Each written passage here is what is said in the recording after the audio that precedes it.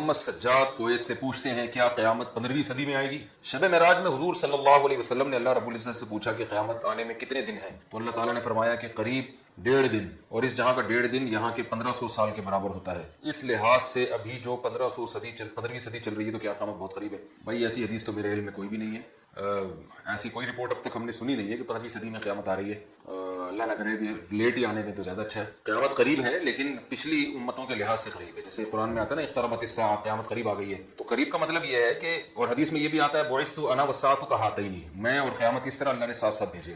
تو نبی صلی اللہ علیہ وسلم کے زمانے کے بہت قریب ہے قیامت۔ بعض لوگ اشکال کرتے ہیں کہ 1500 سال تو ہو گئے اب تک کیوں نہیں آئی، یعنی 1400 سال سے زیادہ ہو گئے اب تک کیوں نہیں آئی، تو یہ تو قریب تو نہیں ہے۔ تو یاد رکھیں ہماری جو امتیں ہیں نا ان کی عمریں بہت تھوڑی ہیں، اس لحاظ سے ہمیں 1400 سال زیادہ لگ رہے ہیں۔ اگر آپ پچھلے پیغمبروں سے کمپیئر کریں تو ہزار سال تو اس وقت عمریں ہوا کرتی تھیں۔ نوح علیہ السلام نے 950 سال تو صرف تبلیغ کی ہے، تو اگر ان امتوں سے آپ کمپیئر کریں تو یہ ایک آدمی کی عمر بنتی ہے۔ یعنی یوں سمجھیں کہ اگر نبی صلی اللہ علیہ وسلم کے دور میں نوح علیہ السلام پیدا ہوتے تو ابھی انتقال ہوئے تھوڑے دن ہوئے ہوتے ان کو، تو یعنی تو ایک نسل پچھلی امتوں کے حساب سے گزری ہے۔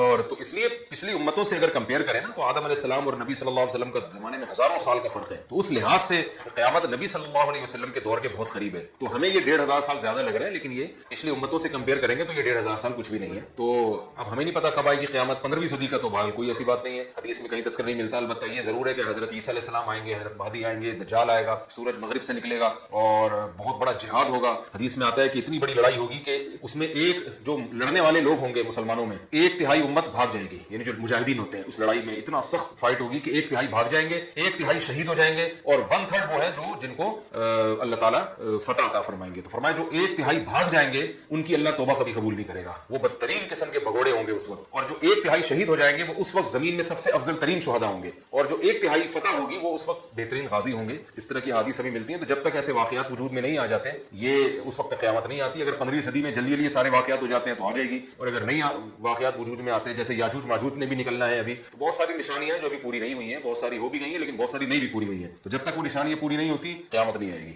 اگر والدین زلفیں رکھنے سے منع کریں، نجم الہدا حیدرآباد انڈیا سے پوچھتے ہیں میں زلفیں رکھنا چاہتا ہوں کیونکہ وہ سنت ہے، لیکن ہماری والدہ کہتی ہیں کہ بال کٹوا لیں، تو کیا مجھے اپنی والدہ کی بات ماننی چاہیے؟ بھائی زلفیں رکھنا سنت عادیہ ہے، کوئی دینی سنت نہیں ہے۔